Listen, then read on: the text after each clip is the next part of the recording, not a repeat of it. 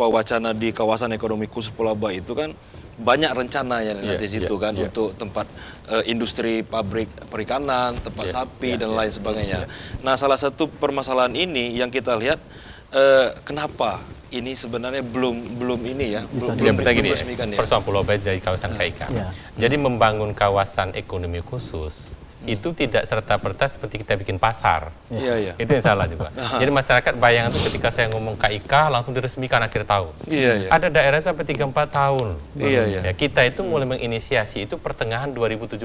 Benar ya. Benar 2017. Kita pertama kali nyampaikan ke Menko Perekonomian dan saya bahas bersama Pelindo. Itu bulan Juli 2017. Kan memang kalau kita pikir kapan nyusun AMDAL-nya, kapan bikin master desainnya, kapan bikin regulasinya, panjang. Nah, tapi kenapa saya sampaikan selalu diberikan kesempatan untuk memberikan spirit semangat buat orang Bengkulu. Nah, sekarang sudah pada posisi dokumennya itu, semua sudah selesai. Tinggal pernyataan kelayakan dari Pulau Bayi, kesiapan Pulau Bayi. Nah, Pulau Bayi sekarang sedang bekerja sama dengan ITB, itu untuk menyusun dokumen, ya, kemampuan dan kelayakan dari sisi Pulau Bayi-nya. Dari sisi kita udah selesai semuanya kan. Jadi kalau orang nanya, nggak jadi ya Pulau Bayi, kenapa tertunda? Bu, ini bukan tertunda, justru progresnya ini. Kalau untuk ukuran pengawasan ekonomi cepat, Pak. Iya. Pak Anda nggak bisa bayangkan, Pak, nyusun AMDAL, kemudian detail rencana perencanaan, pengalokasian kawasan, pengusunan dukungan dari semua pihak, cepat loh, ukuran 4 bulan, 5 bulan itu. Makanya saya katakan, ini bukan kalau jadi, harus jadi. Harus jadi. Nah, ketika dia jadi kawasan ekonomi, ini akan pendorong untuk semakin menggerakkan pelabuhan. Apakah mungkin masuk gitu ya, mungkin Pak Endang atau Pak Gub nanti, karena Bengkulu ini kita tahu kawasannya sekitar 2 juta hektar lah ya, kalau kurang lebih masyarakat sekitar 2 juta manusia lah ya, yang kurang lebih juga penduduk. Nah, apakah perhimpitan kawasan hutan itu kan kita Bengkulu ini dihimpit dengan TNKS gitu ya, TNKS, cagar alam, banyak ya BBC dan lain-lain.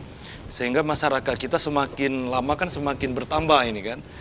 Mungkin yang khusus di wilayah Rejang Lebong, Kepayang, Lebong gitu ya, mereka bertani gitu. Nah, sehingga selama ini kita lihat di masyarakat, mereka mau membuka usaha itu nggak boleh itu taman TNKS. Nah, apakah itu salah satu faktor juga gitu sebenarnya? Bagaimana? Atau Pak Gub, Pak Endang? Pak Endang dulu ya. Apa Endang ya? Baru Pak Gub. Bukan. Ya, bukan. Oh, bukan ya? Bukan. Benar, sama. Jadi melihat Bengkulu itu, kalau kita mau lihat pelabuhan, jangan hanya melihat provinsi Bengkulu. Benar ya? Kita harus melihat regional di sekitarnya. Kalau hanya lihat Bengkulu saja, pertama yang bisa diberdayakan ekonominya hanya 55%, itu paling besar. Karena ada TNKS dan sebagainya.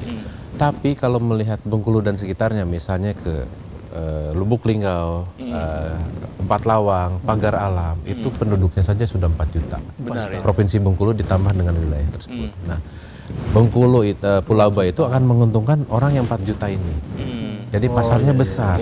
Sebagai induk juga. Sebagai induk di sini. Karena apa? Mereka, mohon maaf, kalau sampai ke Bumbaru lama. 8 jam, 9 jam. 8 jam, 9 jam. Benar, Sementara dari yang terjauh, misalnya dari Pagar Alam, mau ekspor teh ke kota Bengkulu, 3 jam paling. hanya 3 jam setengah. 3 jam, benar. Nah, inilah yang menjadi solusi.